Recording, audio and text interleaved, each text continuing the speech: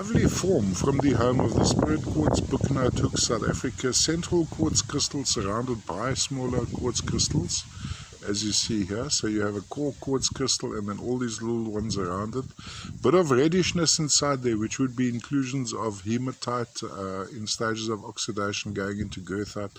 Now what's always very interesting about these crystals, have a look at inside the termination. So if you look inside the outer edges, you'll see there's a sort of a mild purple, and that gets propagated right through. So the color of the specimen is generally purple, amethyst.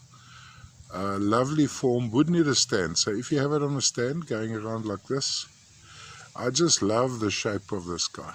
Really, really lovely. Let me just take a little bit of light away here, give you a better indication. Not a very large piece, but a nice color, nice, impressive, well-formed specimen, all the way from South Africa, of course, the home of the Spirit Quartz, and a little bit of almost a blush inside there, so almost a lavender quartz, maybe going a little bit more into an amethyst.